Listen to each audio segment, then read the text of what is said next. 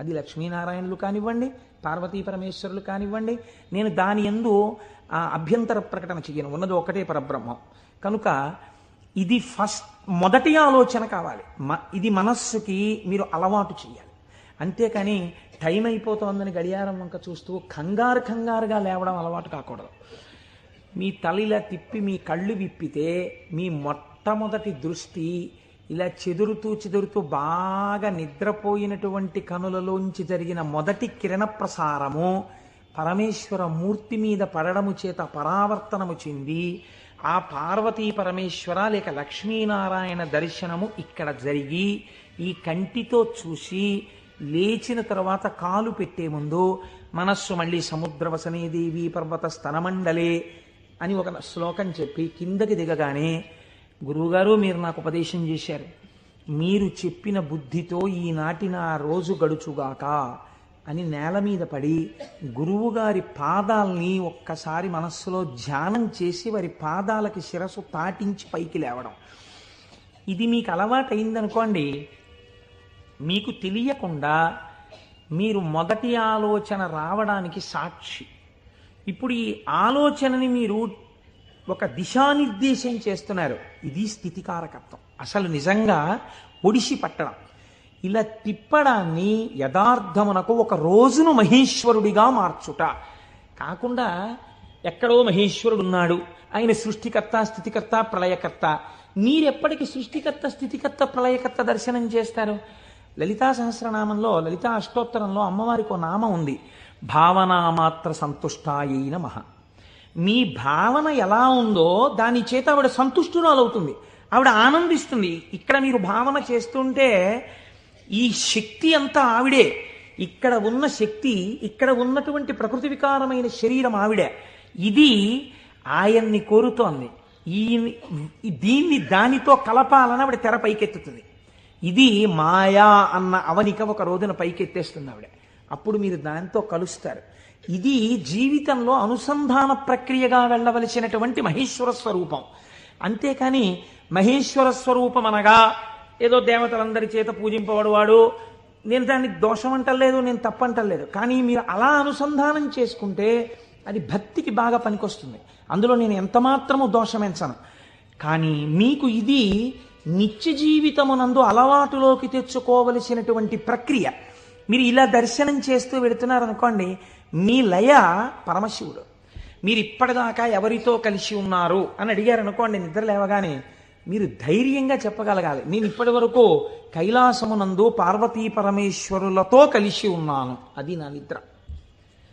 ఎందుచేత? నా నిద్రని నేను అలా స్వీకరించాను పడుకోబోయే ముందు. నేను లేచినప్పుడు నేను చతుర్ముఖ బ్రహ్మ దర్శనము చేత సృష్టికర్త దర్శనమే నా యొక్క మేల్కొనుట. నా పూజామందిర ప్రవేశము స్థితికర్త యొక్క ప్రార్థన. నా నిన్నటి రోజు సృష్టికర్త స్థితికర్త ప్రళయకర్తల యొక్క సమాహారము, మహేశ్వర స్వరూపముగా నా చేత ఉపాసన చేయబడిన కాలము. కనుక నేనెవరినయ్యాను? మహేశ్వరోపాసన చేత నేను ఒక మహేశ్వరుడనైనాను. ఇది మీ జీవితమునందు రావలసిన ప్రక్రియ. ఇలా చెయ్యగా భ్రమరకీటక న్యాయంలో ఒకనాడు మీరు ఆ స్వరూపాన్ని పొందుతారు. ఇలా కాకుండా వేరొక రకమైనటువంటి ఆలోచనతో జీవితం వెళ్ళిందనుకోండి, వ్యగ్రతతో, అసలు మీరు ఆత్మలోంచి విడిపడడంలో మీకు కృతజ్ఞతాభావం లేదు. ఆ నిద్ర పట్టింది, లేవడం దేనికోసం? న్యూస్ పేపర్ కోసం. న్యూస్ పేపర్ తీస్తే ఏముంటుంది? న్యూస్ పేపర్కి ఎప్పుడు ఏం కావాలంటే మళ్ళీ రేపు కూడా మీరు 3 రూపాయలు ఇచ్చి కొనుక్కోవడానికి తగినటువంటి ఉద్వేగమును మీ యందు కల్పింపగలిగినటువంటి ప్రధానమైన వార్తని హెడ్లైన్స్గా వెయ్యాలి. అది పేపర్ టెక్నిక్. అంతేగాని మీ మనస్సుకి ఉల్లాసమును కల్పించేటటువంటి ఒక సాత్వికమైన విషయాన్ని తీసుకొచ్చి హెడ్లైన్స్గా వాళ్ళు ఎందుకు వేస్తారు? పేపర్ని కూడా మీరు దోషం పట్టకూడదు. అది వాళ్ళ యొక్క జీవన విధానం, అది పేపర్ యొక్క లక్షణం. అందరూ అలా కోరుకుంటున్నారు. కాబట్టి అందులో ఉద్వేగం ఉండి తీరుతుంది. ఉద్వేగము ఉండి తీరుతున్న విషయాన్ని నువ్వు ముందెళ్ళి పట్టేసుకుని పూజామందిరంలోకి వెళ్ళారనుకోండి, ఇప్పుడు మీ మనస్సు ఏమవుతుందంటే ఈ ఉద్వేగపూరితమైన విషయాన్ని మనస్సు పట్టుకుంది కాబట్టి దాన్ని పట్టుకు తిరుగుతుంటుంది. ఇక్కడ ఓం కేశవాయ స్వాహ, ఓం నారాయణాయ స్వాహ, ఓం మాధవాయ స్వాహ అంటుంటాడు. కానీ చూసా అక్కడ ఎలా అయిందో, ఎలా దెబ్బలాడుతున్నారు, ఏమిటో ఈ లోకం. ఇంకెందుకు ఆ పూజ అంటే పట్టుకోకూడని వస్తువును ముందు పట్టుకుని నువ్వు ప్రారంభం చేశావు. మనస్సు చించలమైంది. దానికి సాత్విక భావనతో ప్రారంభం చెయ్యాలి. పరమ సత్వగుణ ప్రధానుడై స్థితికారకుడై మీ మనస్సుని ఆహ్లాదపూరితముగా ఉంచి ఈశ్వరాభిముఖం చేయగలిగిన శక్తి విష్ణు శక్తి. అందుకని విష్ణునామంతో రోజు ప్రారంభం కావాలి. కనుక ఇది మీరు నిత్య జీవితంలోకి మహేశ్వర స్వరూపాన్ని తెచ్చుకోవలసినటువంటి విధానం. ఇప్పుడు ఈ మహేశ్వరుడు మీరు మామూలుగా వాంగ్మయ రీత్యా చూసినప్పుడు ఈయన నియంత అన్న మాట నేను తేలికగా ఎందుకు వాడేశానో తెలుసా అండి? అది పౌరాణికమైన భాషలో వాడబడిన మాట కాదు. నువ్విలా ఎందుకు చేశావు అని వేరొకరు అడగలేనివాడు.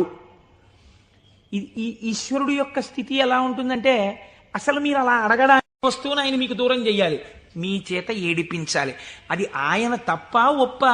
మీరు చేసిన పాపపుణ్యాలను ఆయన లెక్క రాసుకున్నాడు. నాకు వద్దు అంటే, నాకు దుఃఖం వద్దంటే చెయ్యకు పాపం. దుఃఖం వద్దనుకుంటే పాపం చెయ్యకు. ఈశ్వరుడు నీకు పుణ్యమే చేస్తే నీకు సుఖమే ఇవ్వడానికి ఆయన సిద్ధంగా ఉన్నాడు. నువ్వు బురదగుంటలో పడుకుని నాకు పన్నీటి వాసనలు కొట్టాలి నా శరీరం అంటే ఎందుకు కొడుతుంది? ఎలా కొడుతుంది? నువ్వు ఏం చేశావో దాని ఫలితాన్ని నువ్వు పొందుతుంటావు. కాబట్టి ఈశ్వరుడు నీ కంటికి కనపడి ఫలితాన్ని ఇవ్వడు, వెనక నుండి ఫలితాన్ని ఇస్తాడు. ఇదే పోతన గారు అంటారు, స్త్రీ పురుష నపుంసకమూర్తియును కాక తిర్యక అమర నరాది మూర్తియును కాక కర్మ గుణ భేద సరసత్ప్రకాశి కాక వెనుకనన్నియుతానగు విభుతలంతు. ఆ వెనకనున్న పరమాత్మ ఉన్నాడే, నేను ఆయనకి నమస్కరిస్తున్నాను అన్నారు. ఇప్పుడు చూడండి, ఆ మహేశ్వర శబ్దం గురించి అన్నారు, త్వం ఈశ్వరాణం పరమం మహేశ్వరం తం దేవతానాం పరమంచ దైవతం. దేవతలందరూ కూడా ఎవరిని ప్రార్థన చేసి నమస్కరిస్తారో, సర్వ జగత్తుని ఎవడు నియమించి పోషించి రక్షించుతున్నాడో, ఎవడు దీనిని నిలబెడుతున్నాడో, ఎవడు తనలోకి తీసేసుకుంటున్నాడో వాడే మహేశ్వరుడు. వాడు సర్వజగన్నియామకుడు, వాడు పరబ్రహ్మమై ఉన్నాడు. ఇటువంటి పరబ్రహ్మము నీకెక్కడ దర్శనమవుతుంది అని అడిగారు. చూడవచ్చా? నాకు ఎప్పుడైనా ఇలాంటి వాడిని ఒకసారి చూడాలనిపించింది అంటే శాస్త్రం అంది, మహేశ్వర దర్శనము చెయ్యడానికి మహేశ్వర దర్శనము చెయ్యాలన్న తాపత్రయము నీకు కలగాలి అంది. ఇదొక చిత్రమైన మాట అండి. మీరు కొంచెం జాగ్రత్తగా ఆలోచించండి. ఒక మహాపురుషుడు ఒక ఆయన ఉన్నాడు ఈ లోకంలో. కృష్ణావధానుల గారని ఒక ఆయన ఉన్నారు. ఆయన ఒక మహాపురుషుడు. వేదం చదువుకోవడం కాదు, చదువుకున్న వేదాన్ని నిరంతరము అనుష్ఠానములోకి తెచ్చుకున్నవారు. అంతటి మహాపురుషుడు ఆయన. అలాగా అండి అంటే ఏం చేస్తుంటారండి అంటే, 4 ఆవుల మధ్యలో తుఫాన్ వచ్చి పాక కొట్టుకుపోతే 10,000 రూపాయలు పట్టుకొచ్చి ఎవరో ఇస్తే శివాలయం కట్టడానికి విరాళం ఇచ్చేసి, శివుడికి ముందు గుడి కట్టండి తర్వాత నేను ఉంటానులేండని ఆవుల మధ్యలో కాపరం చేసి బతికినవాడు. అంతటి మహానుభావుడు. తను నమ్ముకున్న వేదాన్ని నిరంతరము ఆచరణలో పెడతారు. వారు నా గృహప్రవేశానికి వచ్చారు. వస్తే ఆ రోజు నేను కొంచెం ఈ సంభారాలన్నీ పూర్తి చేసుకుని వేద పఠనం ఏర్పాటు చేసి నేను ఇంట్లోకి వెళ్ళేటప్పటికీ కించిత్ అసుర సంధ్య వేళయింది. నేను వెళ్ళేటప్పటికి వారు వెళ్ళిపోతున్నారు. అరేరే ఇదేంటి వెళ్ళిపోతున్నారు కృష్ణావధానులు గారు? అలా వెళ్ళిపోరే, ఈ కోటేశ్వరరావు మనం వచ్చేటప్పటికి లేడు, స్వాగతం చెప్పలేడని కోపగించుకుని వెళ్ళిపోయే మనిషి కారేవారు, ఎందుకు వెళ్ళిపోతున్నారు? ఓహో అసుర సంధ్య వేళ, సంధ్యావందనానికి వెళుతూ ఉండాలి అనుకున్నాను. ఎవరినో పిలిచి కృష్ణావధానులు గారు ఎక్కడికి వెళుతున్నారండి? వెంకటేశ్వర స్వామి గుళ్ళో కూర్చుని సంధ్యావందనం చేసుకోవడానికి వెళుతున్నారు. ఆయన సంధ్యావందనం చేయలేదనుకోండి, మీరు నేను అడుగుతామా, అయ్యా మీరు సంధ్యావందనం ఎందుకు చేయలేదండి అని? ఎక్కడ నుంచో కష్టపడి కాకినాడ వచ్చి ఆ వేళకి మాత్రం సభలోంచి లేచి వెళ్ళిపోయి వెంకటేశ్వర స్వామి గుళ్ళో కూర్చొని సంధ్యావందనం చేసుకుని మళ్ళీ తిరిగి వచ్చి సభలో కూర్చున్నారు ఆయన. ఇది తాను చదివినటువంటి వేదాన్ని, తాను తెలుసుకున్న విషయాన్ని ఆచరణలో పెట్టడం. దీనిని శ్రద్ధ అంటుంది శాస్త్రం. నీకు చెప్పడం కాదు, నీకు అనుష్ఠాన పర్యంతమునందున్నదా, దీనికి ఎవడో చూస్తాడని కాదు, ఈశ్వరుడు సర్వసాక్షి చూస్తున్నాడన్న బెరుకు నీకుంటే ఒకడు చూసి మెచ్చుకోవాలని నువ్వు చెయ్యవు. చెయ్యడం నీ విధి అని నువ్వు చేస్తావు. ఇప్పుడు నువ్వు అటువంటి మహాపురుషుడు ఒకడు ఉన్నాడు, నువ్వు తెలుసుకున్నావు. ఇప్పుడు మీ మనస్సు ఏమవుతుంది? ఎప్పుడైనా కృష్ణ